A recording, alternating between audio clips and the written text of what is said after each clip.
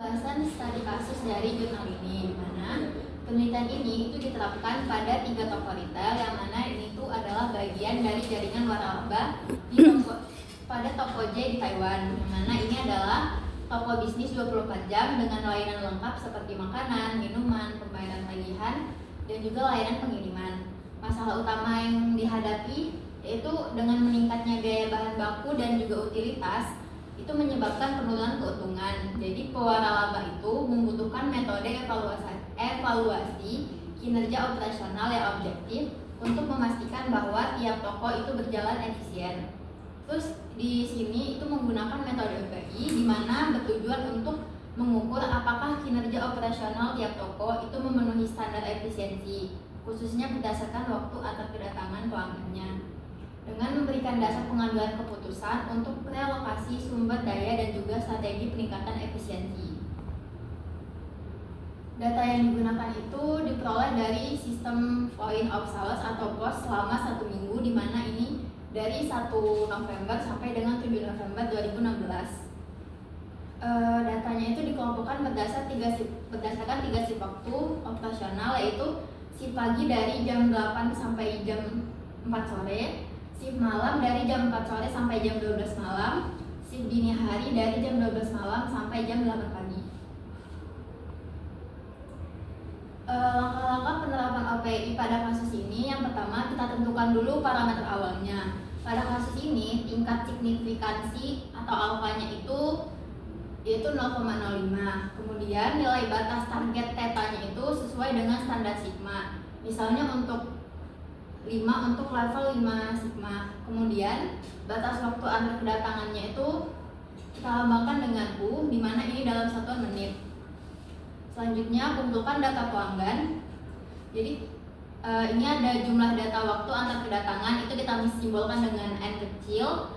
Ini ada 241. Kemudian total waktu antar kedatangannya itu VZ 469 menit, dan batas waktu antar kedatangan maksimalnya itu 10 menit.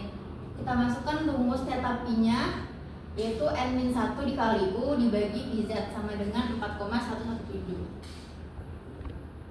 Kemudian setelah itu kita hitung juga interval kepercayaannya. Untuk theta pi-nya itu kita bisa menggunakan distribusi gamma dengan rumus sebagai berikut. Theta L-nya hasilnya 3,510, theta U-nya 4,807. Demikian pula semua nilai theta L, Z, dan juga theta UZ-nya itu di setiap shift, di setiap tokonya itu dihitung. Baru hasilnya akan ditampilkan di tabel 3. Jadi di sini ini tuh adalah tabel dari kinerja operasional tokonya. Star ini tuh mewakili dari kolom star ini kolom toko. Jadi kan kita meneliti ada 3 toko. Jadi ada toko 1, 2, dan 3. Yang kalau primary customer ini tuh adalah kriteria pelanggan utama tiap toko. Jadi kayak kalau untuk toko 1 dia tuh cuma nerima engineer, toko 2 visitor, dan toko 3 tuh student and faculty. Kalau yang kemudian ada kolom shift ini tuh waktu operasional toko. Jadi ada morning, night, sama graveyard. Ini waktu yang kita catat tadi ada yang pagi, siang, pagi, malam, sama dini hari. Kemudian untuk NT itu kayak jumlah kedatangan antar pelanggan. Itu selama periode kayak ini, jumlah kedatangan antar pelanggan selama 1 minggu mulai dari tanggal 1 sampai tanggal 7 ini tadi. Kemudian N itu jumlah intensi waktu antar kedatangan pelanggannya. Terus U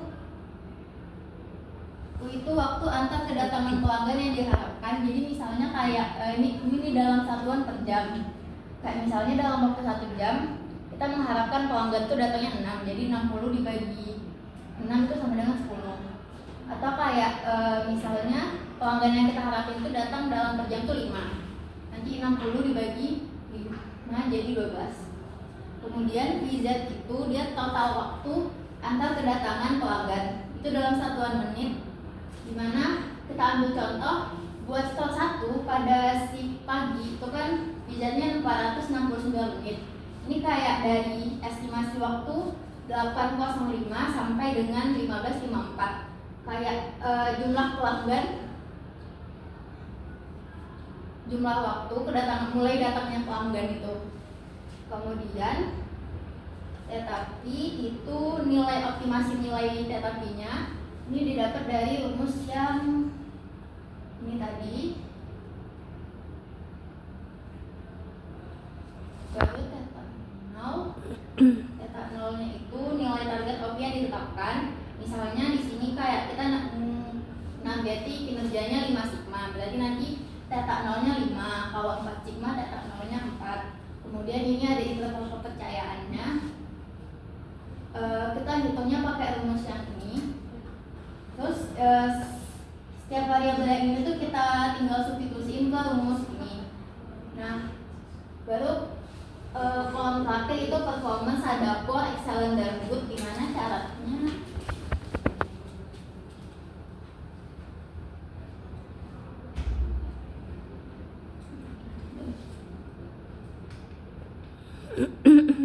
Kalau poor ini syaratnya theta U itu lebih kecil dari theta 0.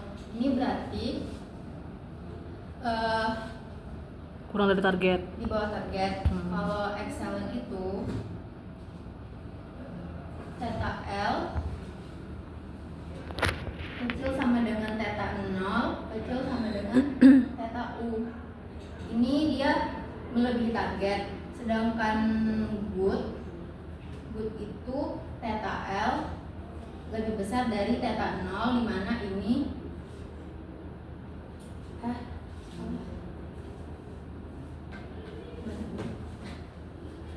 good, ini excellent. kebalik ya? Ya, kalau buat iya. theta U-nya nilai theta U ini lebih kecil dari theta 0, berarti dia kurang dari target.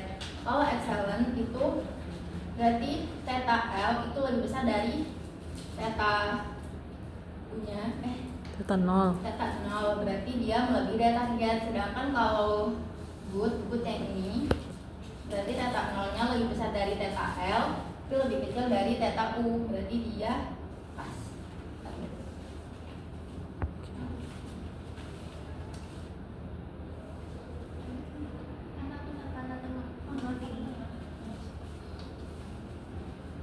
Kemudian setelah dibikin tabel kayak gini, baru kita evaluasi dan juga tindak lanjuti. Kalau misalnya hasilnya buruk, berarti lakukan strategi perbaikan operasionalnya.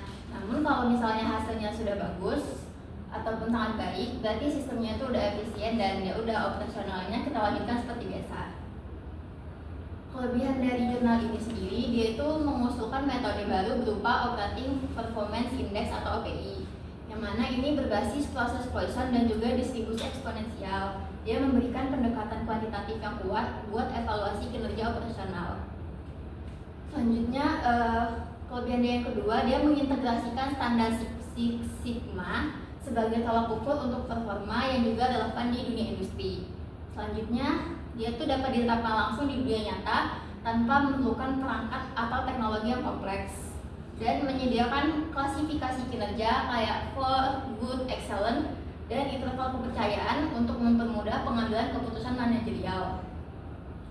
Namun kekurangan dari jurnal ini, dia tuh cuma gunain data waktu antar kedatangan.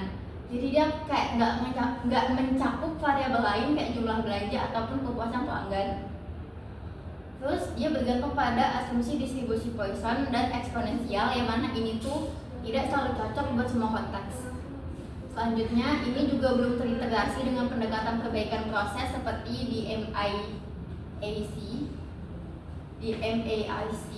Kemudian validasinya itu terbatas pada toko retail di Taiwan. Jadi kayak belum ada uji lainnya pada sektor yang lain. Kesimpulan dari penelitian ini sendiri adalah dia itu mengembangkan metode pengukuran kinerja operasional melalui OPI yang berbasis pada proses Poisson dan juga distribusi eksponensial. Studi kasus pada 3 toko retail itu membuktikan bahwa OPI itu mampu mengungkapkan area yang perlu ditingkatkan dan juga mendukung pengambilan keputusan manajerial.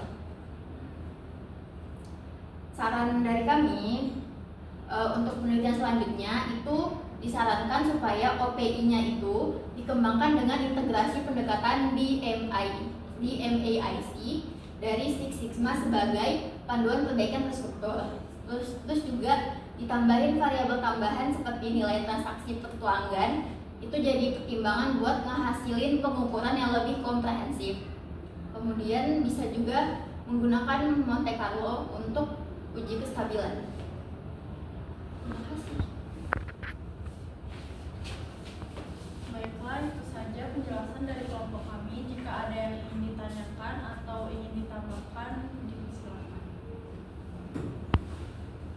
Baiklah, untuk tim 1 kembali ke Ibu Bunga dan rekan-rekan jika ada sanggahan terkait review artikel dari tim 1. Silakan ke teman-temannya dulu kalau ada yang mau menanggapi atau mau bertanya.